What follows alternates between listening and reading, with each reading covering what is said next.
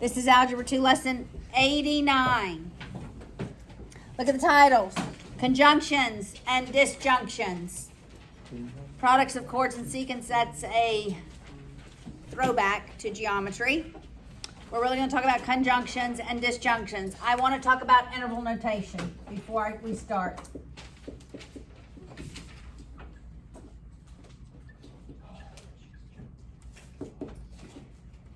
That is what most high school courses, how they indicate inequalities. It's a way with parentheses to indicate an inequality.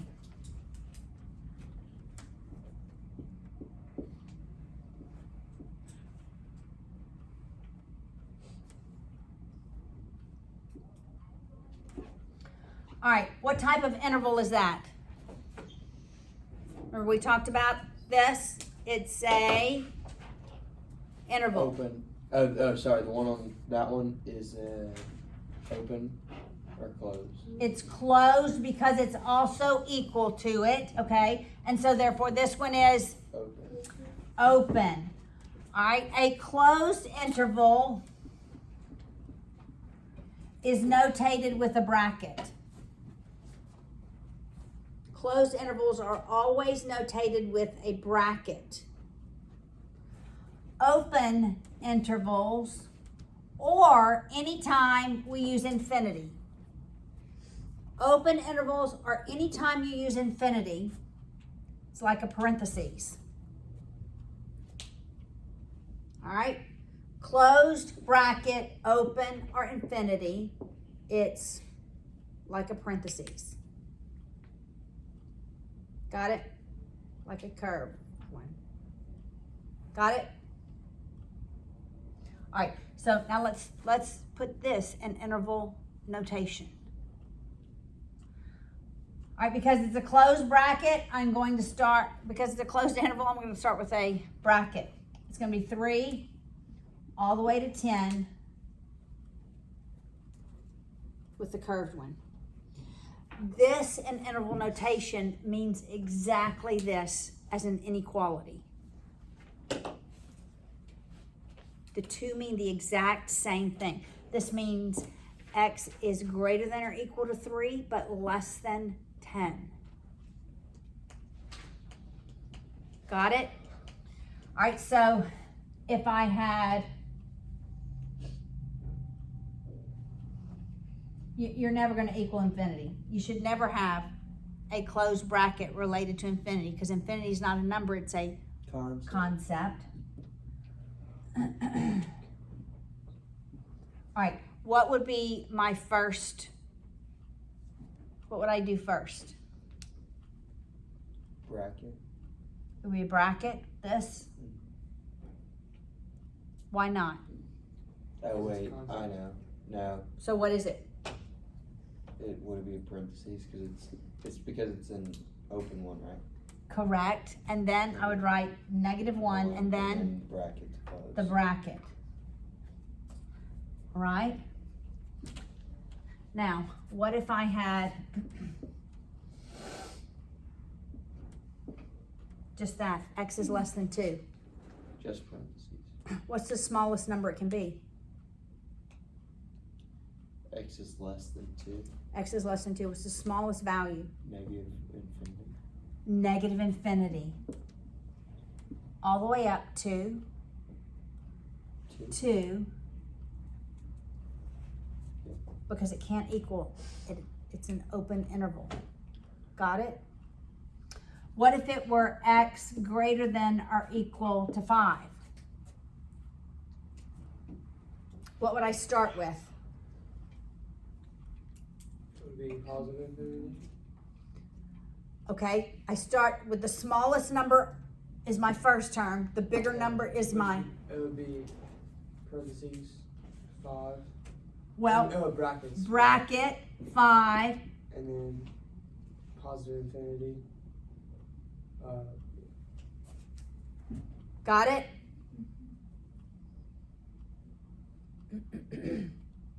Luke, you got it? Yes, ma'am. All right, so we will be using interval notation. All right. And it all is based upon whether or not it's infinity, if it's an open interval or a closed interval. All right, in this lesson, there are inequalities that are conjunctions.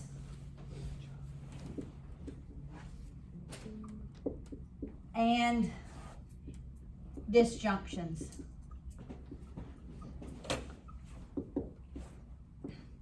All right, conjunctions always have the word and in them.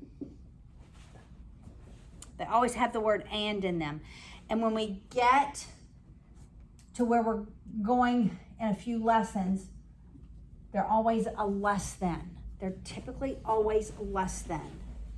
A conjunction is always some values in the middle.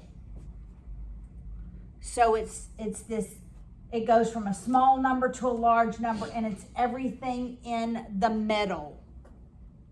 All right? With a disjunction, you're going to hear the word or. It's this or that. And disjunctions typically go with a greater than sign. And a disjunction, they go away from each other. There are some values in the middle that do not satisfy our disjunction. All right, so these are going to be key concepts to lock down in your mind, because we're going to see this again. Today's lesson is the simplest of the lessons of the conjunctions and the disjunctions. All right? All right, so we're going to begin with conjunctions. We're going to have the word and, probably a less than. When we graph it, it's going to be like a segment. Okay? All right, so look at example 89.1. Negative x minus 3 less than or equal to negative 2, and x minus 2 less than 1. The domain is going to be all reals. We're not graphing integers. Do y'all know what integers are? Yes. That's integers. That's integers. That's all of the numbers on the number line. That's an integer. That's an integer. That's an integer. All the way, right? It's all of them. It's just the numbers. Just the numbers. Reals is everything in between. That's your reals. It's every value in between. We're going to graph all of these using reals. Not integers, not positive integers, not negative integers. I want you to graph them all as reals. All right, so you're going to solve both of the equations for x. All right? So we're going to add 3 to both sides. I see the word and, that automatically tells me conjunction. I better have something that looks like this. All right? When I see the word and, I'm knowing it's a conjunction. When I graph it, it better look like this. It better not look like this. All right? So negative x less than or equal to 1. Multiply it by negative 1. What happens when I multiply by negative 1? Changes both the signs, and the sign, the thing flips. Yeah. Yeah.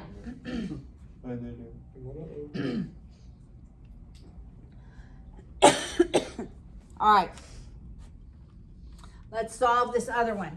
We're going to add 2 to both sides. X less than 3. I could write this as one statement. X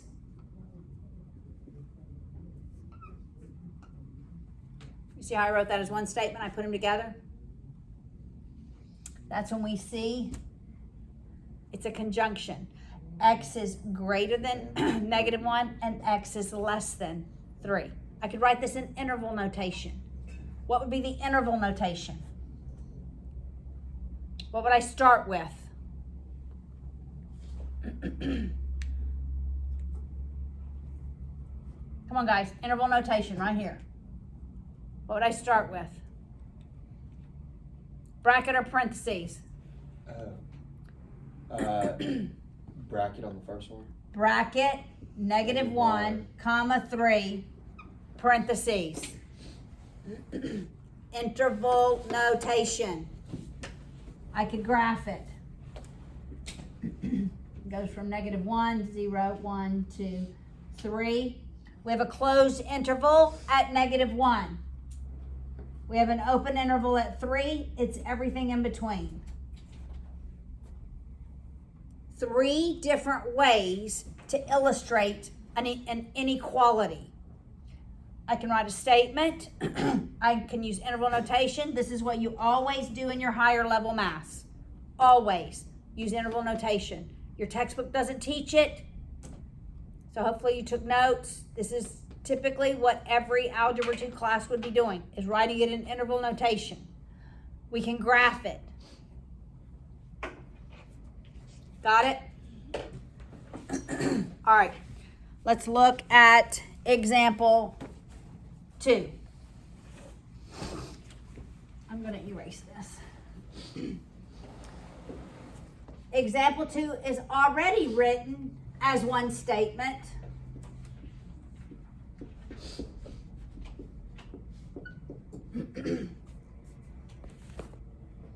Your textbook breaks it down into 2 inequalities. All right, look, we don't have to do that, but look what your textbook does. It says negative 2 less than x minus 2, and, are you watching me? This is the first inequality. And, okay, you can't see unless you're watching. X minus 2 less than or equal to 4. But you can leave it like this and solve it.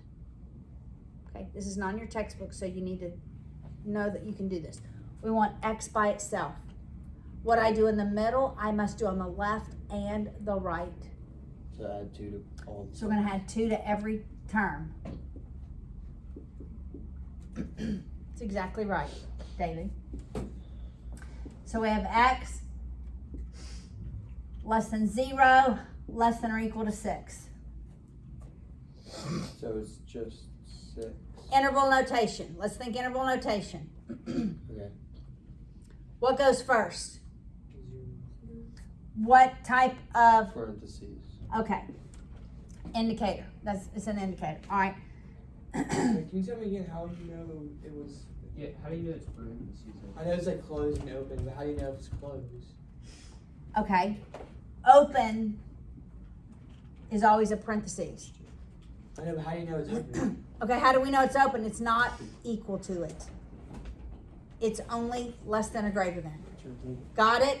There's no equal sign under that. That's how you know it's open. Got it? Less than or greater than are both open intervals. Or anytime you're dealing with infinity, it's always an open interval. If it is less than or equal to or greater than or equal to, it is a closed interval. Got it? Do we have that locked in our brains? All right. So it's parentheses 0, comma 6, and what kind of indicator goes here? The bracket. Got it? Because it's closed. I can graph this. It goes from 0 to 6. Open interval at 0, closed interval at 6. It's a conjunction. I was expecting it to be everything in the middle. We're going to eventually do inequalities with quadratics. We're going to do inequalities with rational equations, yes. Why do they do it with the, like they just fill in the dots? Because they're only Doing graphing integers. But we're doing I want you to do reals. Okay, now let's look at disjunctions. Disjunctions are or, greater than, and they're going to be graphed away from each other. So we're going to have 2 interval notations. One for this side, one for this side. All right, conjunctions always have 2. Disjunctions always have 2. Conjunctions have 1 interval. All right, let's look at example 89.3. Negative x greater than or equal to 3, or keyword disjunction, they're going to go away from each other. negative x less than negative 1. Always our domain is going to be reals. All right.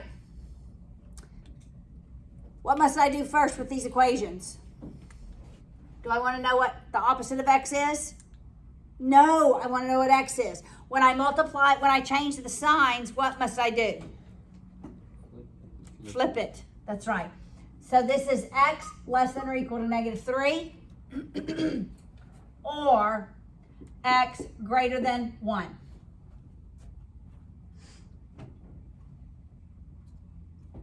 All right, what is this in interval notation? Selby, go ahead. Bracket. What are you going to put by the bracket? What's the smallest value this can be? Well, I think I'm a little confused here. Okay. X is going to be less than or equal to negative 3. So it's going to get smaller and smaller and smaller and smaller. What's the smallest it can be? Negative infinity. Negative infinity. Oh, I was gonna try to, how 1 times x is just x. I was gonna try to put 1 there because I forgot about negative infinity. Yeah. It's going to go all the way from negative infinity. But what's the highest number it can be? Negative 3. Correct. And then what's my, what indicator do I have after negative 3? Bracket. I have a bracket. Yes. Graphing that looks like from negative 3. And if I ask you to graph it on a test, don't graph it on the same line. Graph it above it. Like I'm graphing all of mine above it. Please graph it above it. I can't tell if you've graphed it on the line.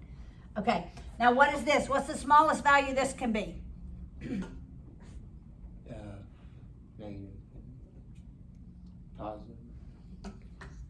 X is greater than 1, so positive. And That's the biggest number it can be. the smallest is 1. Well, it can't be 1. 2.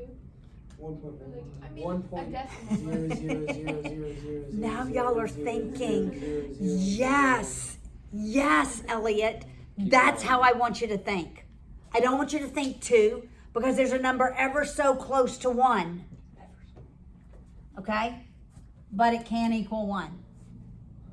It can? It cannot. Okay. I thought you just said it can. I was Cannot. It may have sounded like can.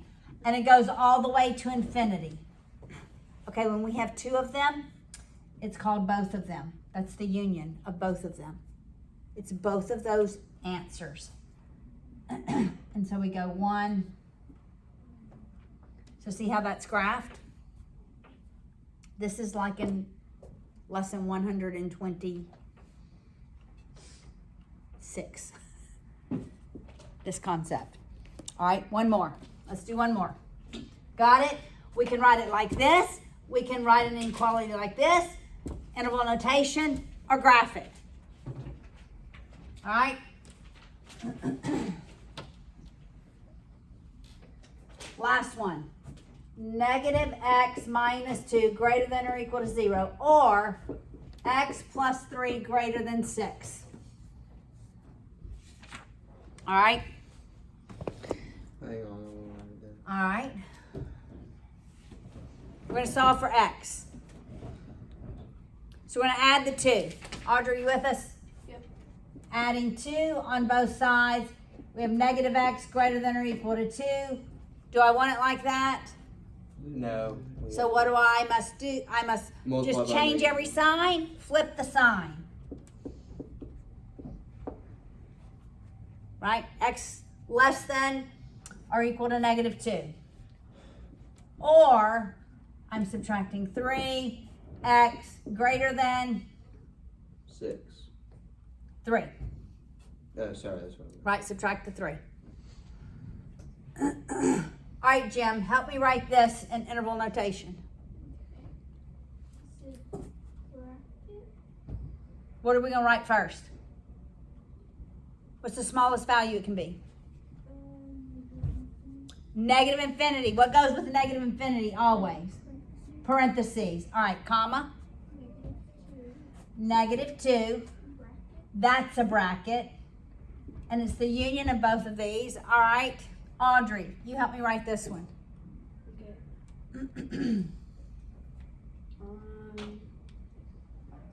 It's positive infinity, so you have the, Okay, I want the smallest value first. oh, okay. So what's the smallest value? Positive infinity is the biggest value. What's the smallest? 3 3. All right, what goes before 3? parentheses, Uh-huh. And with infinity. parentheses. Yes. Graphically, this looks like closed Wait, and hang on. I want to see if I can.